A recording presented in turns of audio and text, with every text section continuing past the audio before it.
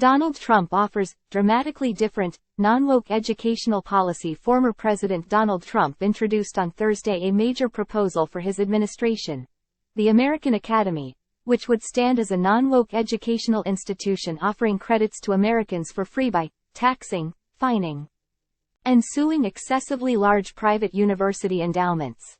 Trump detailed his proposal in a policy video, laying out the current state of affairs in America's higher education system.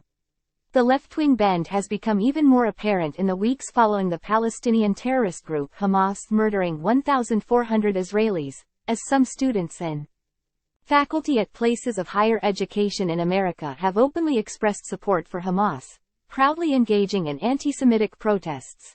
In recent weeks, Americans have been horrified to see students and faculty at Harvard and other once respected universities expressing support for the savages and jihadists who attacked Israel, Trump said. Noting that the U.S. spends more money on higher education than any other country and yet, they're turning our students into communists and terrorists and sympathizers of many, many different dimensions. Related, Dershowitz. Harvard doesn't deserve donations until it condemns Hitler's youth on campus. Time equals 400 Ms. Greater than, we can't let this happen. It's time to offer something dramatically different, Trump said, announcing his revolutionary plan to transform the state of higher education, which he said will not add a single dime to the federal debt. Under the plan I'm announcing today, we will take the billions and billions of dollars that we will collect by taxing, fining, and suing excessively large private university endowments, and we will then use that money to endow a new institution called the American Academy.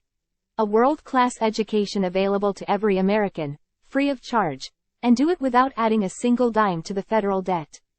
Time equals 400 Ms. Greater than. According to Politico, Trump's 2017 tax law actually imposed a 1.4% levy on the investment income of the nation's wealthiest private universities.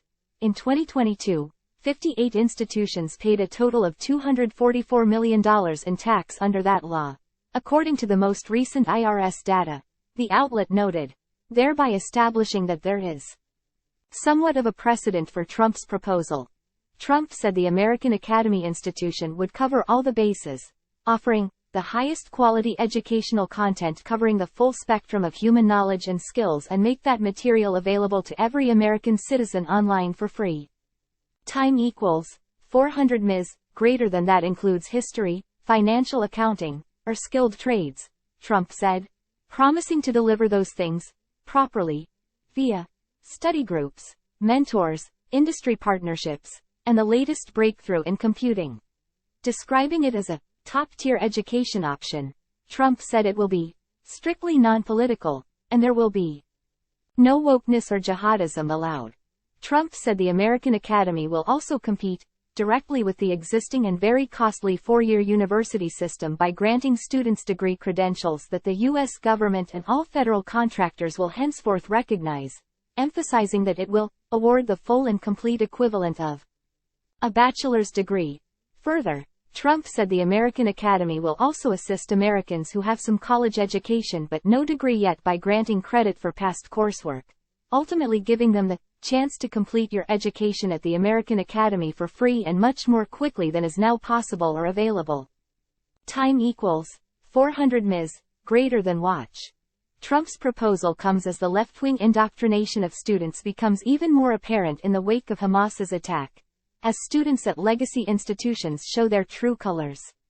Harvard University's Palestine Solidarity Committee and Graduates for Palestine groups, for example, held a die-in to protest genocide in Gaza, holding signs that said, "No justice, no peace." Related, Pollock. What you need to know about origins of the Israeli-Palestinian conflict, as Breitbart News detailed. The die-in came nearly 2 weeks after the same groups behind it co-sponsored a letter titled, Joint Statement by Harvard Palestine Solidarity Groups on the Situation in Palestine, which was signed by representatives of 31 other Harvard organizations. In the letter, the students essentially blamed Israel for the Hamas terrorist attack.